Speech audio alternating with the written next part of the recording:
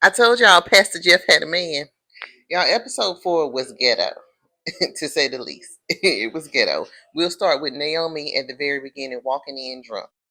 I just feel like as friends, all of her friends were already there. Somebody should have been checking on Naomi. Y'all know she just got all her earrings and her rings and her paintings repossessed by her husband, which was crazy. Um, Somebody should have took this night off and went to check on her. I knew it couldn't be Rashida because it's her event, but it's 3 other women there that could have gone and check on her. Anyway, she comes in drunk and she is antagonizing Franklin and this white lady. She is, but she's drunk and she's hurting, and the white lady did take her husband. I did appreciate Javon for trying to like throw her off. He like, I can tell you so beautiful. Let me take some pictures of you. And then Tiffany started getting jealous. I'm not you just met this man tonight and you already jealous. And then when Naomi was like, "Hey, are you two on a date?" Geneva was like, "No, they are not." And I was like, "Oh, that's too much bass. That's too much bass for your husband to be sitting right next to you." I felt like Pastor Jeff should have gotten his boy off that stage. When they let Franklin get on that stage and talk about how that girl's brother was on heroin and he died of a heroin addict overdose, and his paintings wouldn't be worth nothing and blah blah blah, and wanted to start the bidding at $5. I feel like Pastor Jeff should have went up there because that made his whole event ghetto. But he was so worried about the money that it didn't even like, he knows this man is loaded with money, so that's all he was worried about. So he comes back and Naomi is like, you know what, I'm just ready to go because that was a low blow for her. Her brother's deceased. He was, he did have a problem, and but they were really close. So she's ready to go. She get up, she throw that hot pot of coffee at that white lady, and you know what? It was wrong, right? And they say two wrongs don't make a right. But I say it make a left, and if you make 3 or 4 lefts, you're gonna end up back where you at. You can start over. That's just me. Okay. So at this point, while she's on the on the ground, stop, dropping, and rolling like she on fire, everybody's hovering over her. The police come out of nowhere, and he's like, "No, arrest her." This is Franklin. No, arrest her. So they take Naomi. She go to jail, of course, because what she did was, it was jailable. So they take her, and now everybody's confused about how they got there. It's, oh, I'm okay. I'm gonna go check on them. So let me ride with this person. Let me ride with that person. It was so much confusion about, and I don't understand how Javon ended up driving anybody when he was riding in the back seat with Geneva and her husband going there. It was too much. So Bridget and William, and y'all know what? I don't like how they treat Bridget like the help. That just bothers me. I know I already said that, but it bothers me. When Naomi needed her coffee, it was kind of like, Bridget. I ain't like that. But anyway, Bridget and Geneva's husband, William, end up in the car together because William needs to get home to relieve the babysitter because Geneva is an attorney. She's Naomi's attorney, and she's got to go down to the jail. Okay, I understand that, but I don't understand why Bridget couldn't drop Javon off too. Well, they were like, he a lawyer, so he had them call in some connection. He can call somebody from his house. Both of the lawyers don't need to be there.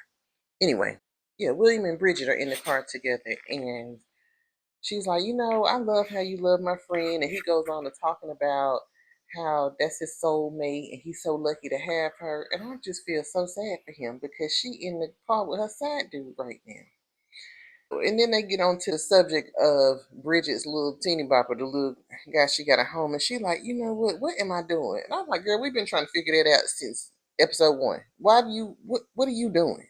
Then William is like, well, if things don't work out between you and Vaughn, then give Javon a try. Why are we tossing this man through the group? It's You can't hook him up with every single one of your wife's friends, and that's why I still feel like he know that man want his wife. So William gives Bridget some encouraging words, and then they move on to Javon, Geneva, and Tiffany. Now I'm trying to figure out why Geneva is in the front of the car. So her husband gave his keys to Javon and said, "Can you take them?" Which is Tiffany and Geneva. I don't know how Tiffany got there because she didn't ride with them on the way to the event. So Javon is driving, Geneva is in the passenger seat, and Tiffany is in the back seat. And I'm not understanding. I I'm not understanding. Anyway, so him and Tiffany are talking, just making a little small talk, little flirtatious conversation back and forth. And Geneva was just so over it. Like, she didn't want to talk. I can't do the small talk. She acted like she was so worried about Naomi. If y'all was worried about Naomi like that, this would have never happened. Because somebody would have checked on her when she called and said that man came and repossessed her damn earrings in her ring, took the jewelry right off her body, sent the police over there to get it, and y'all put on y'all dresses and went to this event. Meanwhile, Rashida is in the car crying. And Pastor Jeff is like, "What you crying for? Because I told you to get her out of there." And then he's like, "Oh, by the way, I'm fine too." And she like, "What?" He said, "Yeah, I got burned too, and you just stood there, honey. Who gonna be the husband? Because what you want me to do? You burnt your pinky finger. What do you want me to do? You want me to be there for the white lady. You don't want me to be a friend to my friend, and you want me to wrap up your pinky finger." So Rashida was like, "You had somebody there for you." He was like, "Yeah, well, it wasn't my wife." And she said, "Are you sure?" And I thought back to who was there for him when his little pinky finger got burned or whatever. Girl, it was Myra. I said, "I told y'all Pastor Jeff had a man." I knew it. I knew Rashida knew it because she got that look on her face like my husband got a man. She had it since that girl, and that's how she knew when that girl came in there and telling her that she had been sleeping with Pastor Jeff every Thursday after choir rehearsal. She knew that it was a lie. She knew. She didn't even get mad because she knew. Because I'm going to tell you, you come to me as a woman, I'm going to come to you as a felon. But she was too calm in that moment because she knew her husband ain't want no cat, honey. That's how I know you lying. Anyway, Rashida was like, "I see the way he looks at you." And he didn't even get offended. I can't imagine telling my husband that he might be having an affair with a man. He in that time, "I ain't finna do this with you." That's what he said. "I ain't finna do this with you because you think every man and woman in that church want me." I'm like, "What?" And he was like, "And Myron doesn't matter." Baby, it matters. Because who doing the bending? It matters. So somehow the way they got on him saying, when was the last time, or her saying, "When was the last time you talked to your son about his grades?" And he was like, "I thought you was going to do that." And he like, "You know what? Is there anything else to go on my husband list?" Then he starts gaslighting with this, "I just don't know how to please you." And then he starts calling Naomi all out her name.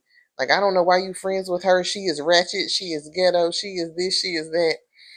And he don't want him. He don't want her around Naomi. So Javon, Geneva, and Tiffany are at the jail waiting on Naomi to be released. Geneva calls her husband and just to check in. And he is on the phone pouring his little heart out. She tell him not to wait up because I feel like she gonna try to do, hang out late with Javon. But he on the phone, he pours his heart out, and he's like, "You look so good in your dress. It remind me of when we went to prom." And then she was like, "Okay, I gotta go." Hung up the phone, ended the call. So, girl, this is my favorite part of the whole episode, y'all. So Bridget gets home, her feet hurting because they've been working her like a slave the whole time. They offered her a seat at the gala, but she ain't never get to sit down. They had her running back and forth, catering to everybody like the little engineer could. It was terrible. She didn't get to enjoy herself at all. She had to babysit her boyfriend. She had to babysit Naomi. She had to wait on them hand and foot while they were there in her good dress, in her good shoes. And she get home, honey, and she had to take them shoes off. She trying to rub her feet because they hurt. She been on them the whole time.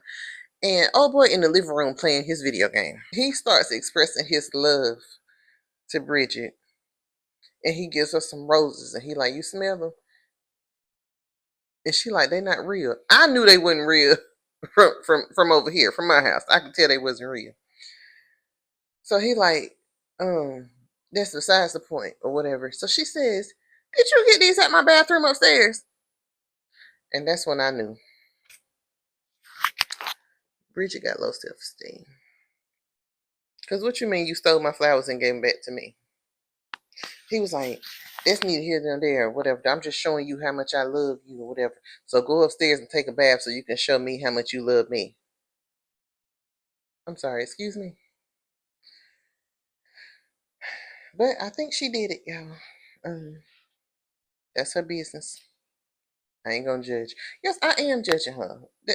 Never mind. We moving on to Rashida and Jeff get to the hospital, and Franklin is in there whining about, that white girl having third degree burns and blah blah blah. Now when they when they showed the picture of her back, I was like, dang, I ain't know coffee could do all that. That thing ate her back out.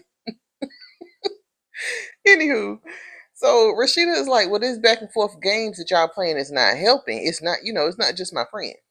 Rashida and Franklin start going back and forth, and Pastor Jeff didn't step in because he got that eye on that 5 million. And then Franklin was about to call Rashida out her name. He was about to call her a B. And Pastor Jeff still didn't say nothing.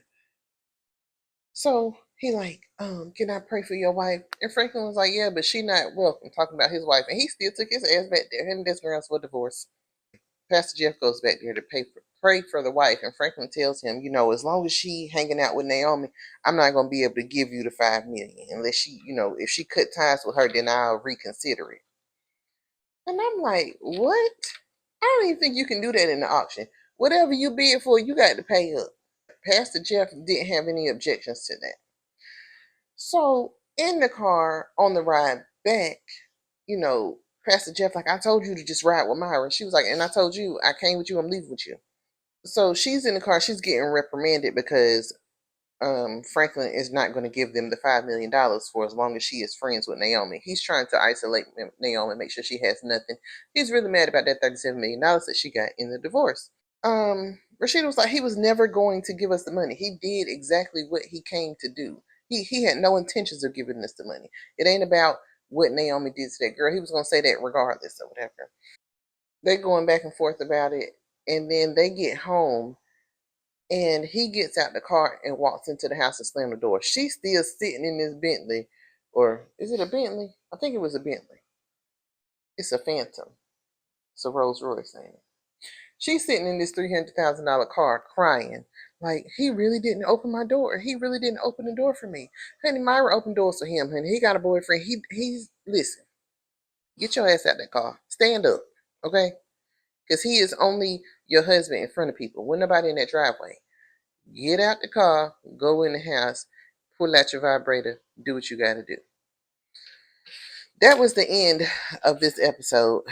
And, it was better than, the last few. It was some drama going on. I'll be back for the next one. What did y'all think about this episode? Put it down in the comments. Let me know how y'all felt about Naomi throwing that hot coffee. And let me know how y'all felt about Rashida crying in the car. Like, I understand. No, I don't. I'm lying. Let me know how y'all feel about Rashida crying in the car because this man didn't open her door after an argument. See y'all next week. Bye.